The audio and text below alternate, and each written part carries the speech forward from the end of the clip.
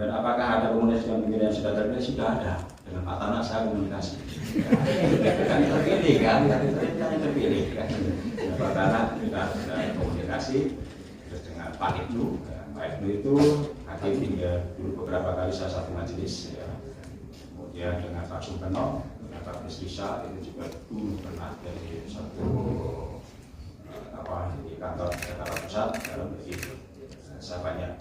Ya, dengan Pak Agus Joko saya juga pernah dengan baik. Ya, apalagi dengan Pak Setia Budi dan Fitro, dulu staf di sini ya. Jadi nggak ada kendala buat saya untuk berkomunikasi dengan mereka semuanya. Ya, masuk dengan anggota Dewas. Jadi saya pikir modal itulah yang nanti akan saya jadikan dasar untuk berkomunikasi dengan mereka ketika saya ingin memberikan masukan, saran, pendapat dan lain sebagainya. Tentu saya akan lebih baik akan mereka, telepon mereka dan lain sebagainya akan lebih baik dibandingkan harus teriak-teriak dan lain sebagainya. Saya pikir begitu.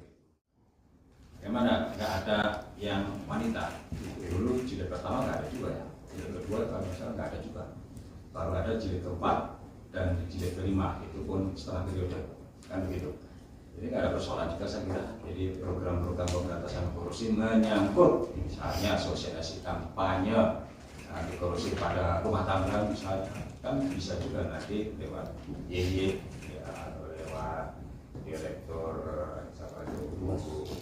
Permas itu kan bisa juga. Jadi atau Pak Tanah atau siapapun saat kampanye di depan ibu-ibu nggak ada persoalan juga gitu kan. Artinya kan bisa aja kan, tidak harus ada keterwakilan gender, tetapi program kampanye itu tetap bisa dilakukan ya secara terbuka kan seperti itu.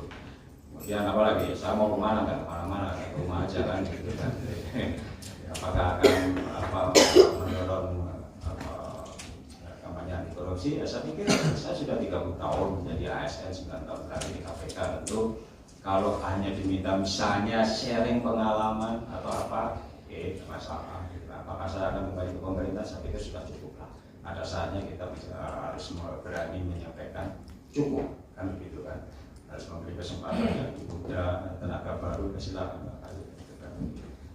Jangan pernah merasa bahwa tanpa kehadiran saya, tanpa keberadaan saya, persoalan nggak selesai. Ya, tetap ada regenerasi, ada tenaga-tenaga baru yang mungkin lebih inovatif ya. Kalau saya di sini lagi, mungkin sudah buntu lah saya itu kan sudah nggak tahu lagi apa yang harus saya kerjakan. Ya, itu mungkin kegiatan saya setelah selesai dari sini. Ya, saya sangat menunggu tanggal 20 Desember. Itu hari yang saya tunggu ketika pertama kali saya masuk di KPK.